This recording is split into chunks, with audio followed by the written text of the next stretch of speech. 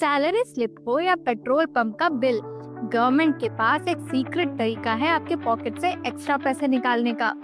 ये ही है सरचार्ज और सेस।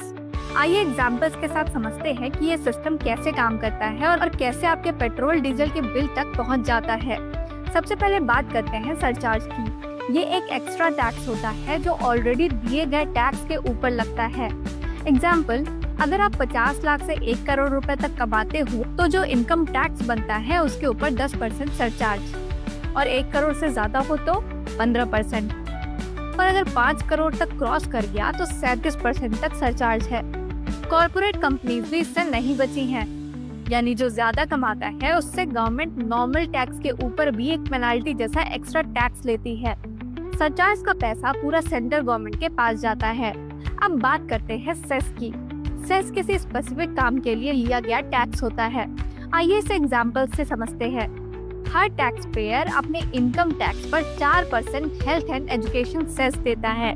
ये पैसा स्कूल्स, हॉस्पिटल्स और वेलफेयर स्कीम्स में यूज होता है। GST compensation cess luxury cars, cold drinks, tobacco, coal जैसे प्रोडक्ट्स पर लगता है।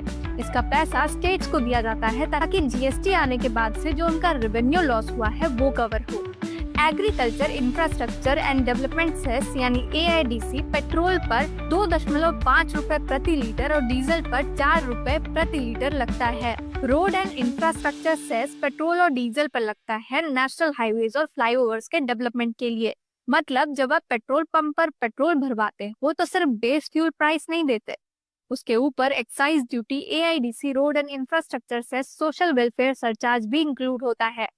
यानी कि आप लगभग 20 रुपए सेंट्रल एक्साइज ड्यूटी और सेस पर और 15 रुपए स्टेट टैक्स के रूप में देते हो विथ पर litre of petrol and diesel. यानी जब भी आप पेट्रोल या डीजल खरीदते हो तो आप सिर्फ फ्यूल नहीं खरीद रहे, बल्कि एक बड़ा हिस्सा सेस और ड्यूटीज का कंट्रीब्यूट कर रहे हो। तो आज आपने देखा कि सरचार्ज एक टैक्स के ऊपर टैक्स है और सेस एक ईयर मार्क्ड फंड के लिए टैक्स है।